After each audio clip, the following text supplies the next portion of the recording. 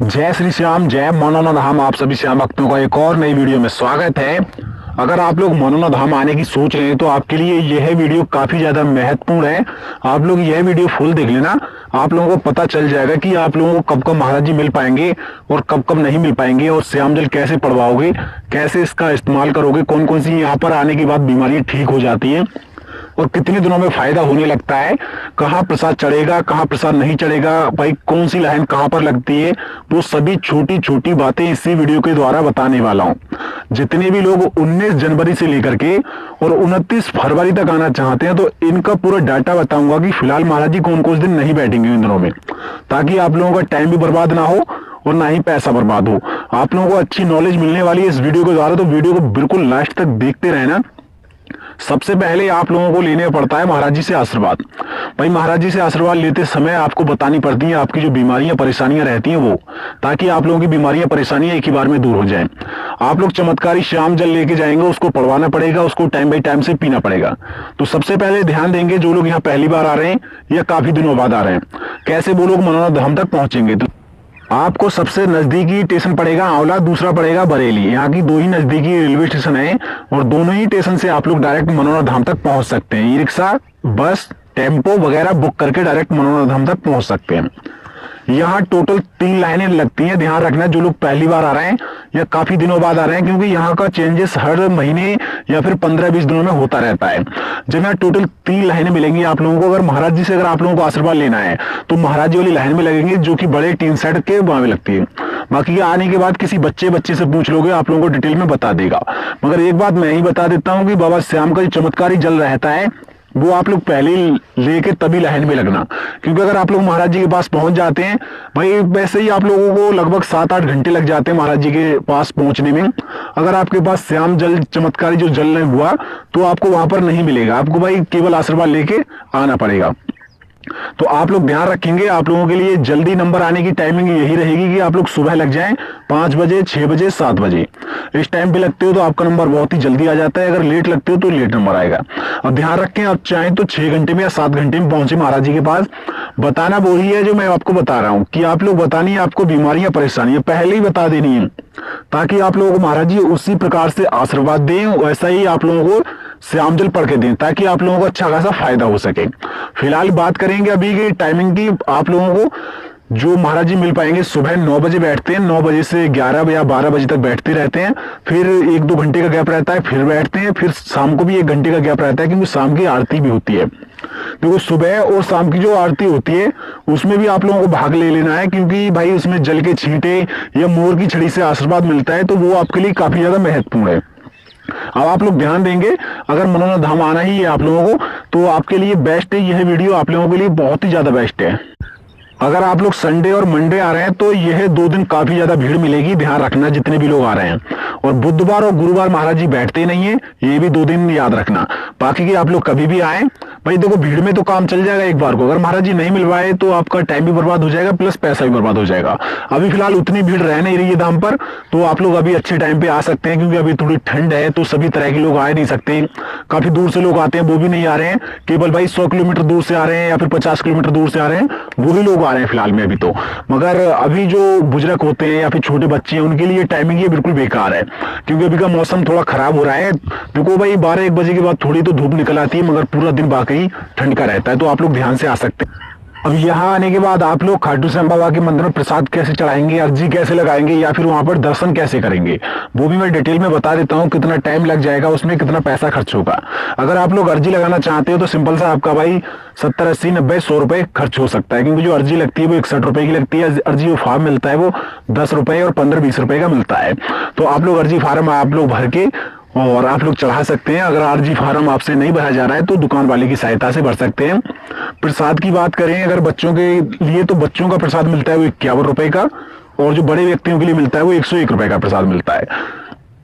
और इसके बाद अगर आप लोग प्रसाद ना चढ़ाना चाहते हैं, केवल खाटू श्याम बाबा के मंदिर में दर्शन करना चाहते हैं, तब भी कोई दिक्कत नहीं है।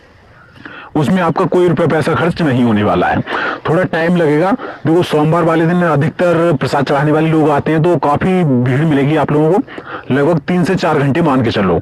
अगर महाराज जी से आशीर्वाद लेना है तो भाई 2 से 3 दिन निकाल के फुल टाइम निकाल के आना। ताकि आप लोगों को अच्छी तरह से आशीर्वाद मिल जाए और आपको भाई जो बीमारियां परेशानियां हैं वो दूर हो जाए। अक्सर एक बात ध्यान और रखोगे, यहाँ आने के बाद आप लोगों को रुकने की व्यवस्था और खाने की व्यवस्था भी बहुत ईजी पड़ जाती है।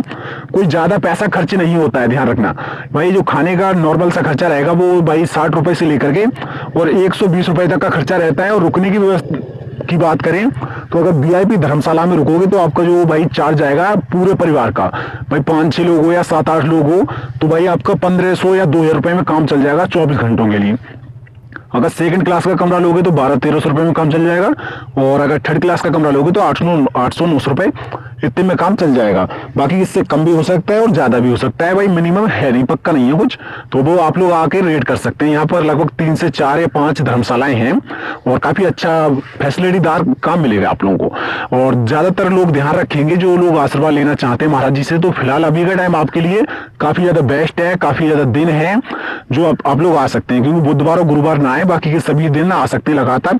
फिलहाल तो भीड़ अभी कम है, ज्यादा नहीं है, जितने भी लोग आना चाहते हैं वो आ सकते हैं। शॉर्टकट तरीका यही है, मैंने बताया है काफी वीडियो में कि यहाँ पर श्याम जल की बोतलें लगाओ और महाराज जी लगभग 5 मिनट का टाइम निकाल के सभी बोतलों को पढ़ देते हैं।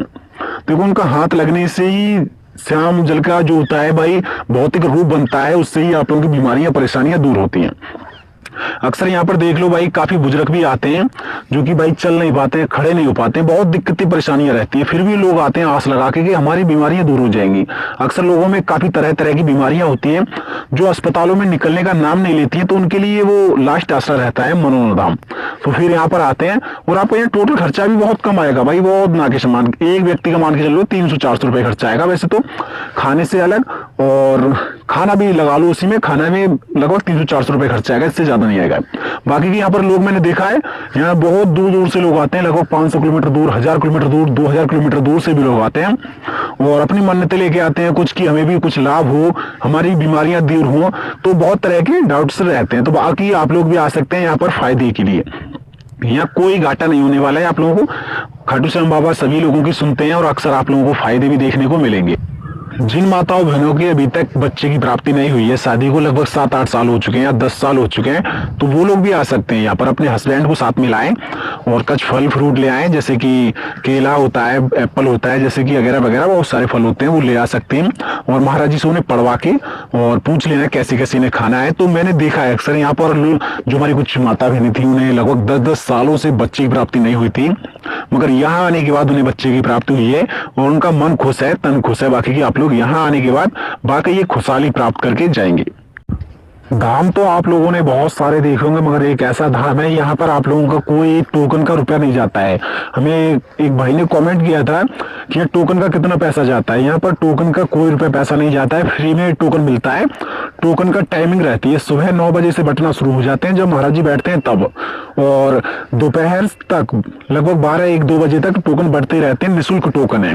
टोकन अक्सर उन्हीं लोगों को मिलते हैं जो लोग चल नहीं पाते हैं और खड़े नहीं हो पाते हैं, तो ध्यान रखेंगे बाकी कोई लाइन में ना लगे। और आप लोगों को अपना मरीज होगा वो दिखाना पड़ेगा और आपको टोकन मिल जाएगा। टोकन मिलने के बाद आपको लगभग 1 घंटा या 2 घंटे वेट करना पड़ेगा मंदिर में ही, क्योंकि जो टोकन वाले लोगों को एक बार में 1 घंटे का टाइम निकाल के या 2 घंटे का टाइम निकाल के महाराज जी आशीर्वाद देते हैं। तो आपके पास एक नॉर्मल सा व्यक्ति होना चाहिए जो आपको अपनी बीमारियां बता सके। जो भी लोग जाना चाहते हैं, टोकन लेना चाहते हैं, उनके साथ में एक नॉर्मल सा व्यक्ति होना चाहिए जो कि भाई उस व्यक्ति की सभी बीमारियां परेशानियां बता सकें, ताकि महाराज जी वैसा ही आप लोगों को आशीर्वाद दे सके। अक्सर यहाँ पर आप लोगों को पार्किंग की व्यवस्था भी बिल्कुल निःशुल्क मिलेगी भाई, कोई रुपये पैसा देने की आवश्यकता नहीं है। आप लोग कहीं पर भी अपनी गाड़ी या कार भाई कहीं पे पार्क करो, कोई दिक्कत नहीं है। तो यहाँ पर कई जगह बोर्ड लगे हुए होते हैं कि यहाँ पर प्रसाद ना चढ़ाएं, क्योंकि पहले 3-4 जगह प्रसाद चढ़ता था, मगर अभी वो सिस्टम नहीं रहा है। केवल खाटू श्याम बाबा के बड़े मंदिर में प्रसाद चढ़ेगा और कहीं प्रसाद नहीं चढ़ेगा। और आपका आधा प्रसाद ले लेते हैं, आधा प्रसाद आपको वापस कर देते हैं। आधा प्रसाद चाहो तो नीचे वाले मंदिर में चढ़ा सकते हो, अन्यथा अपने घर पे लेके आ सकते हो। बाकी की भाई धरती पे कहीं डालने से प्रसाद कोई फायदा नहीं है, वो भाई मेरे समझ में भी अच्छा तरीके से आ गया है। तो आप लोग भी कहीं पे प्रसाद मत चढ़ाना। अब वो भाई नीब वाला थान है, वहां पे जाकर के आप लोग धूप बत्ती लगा सकते हैं और अपना जो है खाटू श्याम बाबा की पट्टी रहती है वो बांध सकते हैं। बाकी की कोई दिक्कत नहीं है, कहीं पे प्रसाद चढ़ाने की आवश्यकता नहीं है। तो प्रसाद आपको केवल मंदिर में चढ़ाना है, ना कि और कहीं पर। अभी फिलहाल आओगे आपको मौसम भी मिलेगा, लगभग भाई 11-12 बजे तक तो ठंडी रहती है, कोहरा छाया रहता है, मगर दोपहर के बाद पूरा पूरा भाई मौसम एकदम बिंदास हो जाता है और घाम निकल आती है।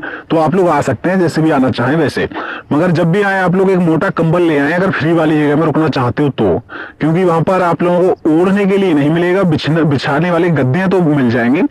वैसे तो भाई रजाई वगैरह मिल जाएंगी किराए पे, अगर अपना ले आओगे तो बहुत ही अच्छा बेस्ट रहेगा। इसी के साथ साथ ध्यान में रखना एक बात और, जो लोग फिलहाल मनोरंजन धाम आना चाहते हैं कि आप लोगों को भाई ये एड्रेस नहीं मालूम होगा, जो लोग यहाँ पहली बार आते हैं। तो एड्रेस मैं आप लोगों को बता देता हूँ, राज्य उत्तर प्रदेश, जिला बरेली, तहसील आंवला, गांव का नाम है मनोना। भाई सिंपल सा एड्रेस है, आप लोग ऐसे ही आ सकते हैं।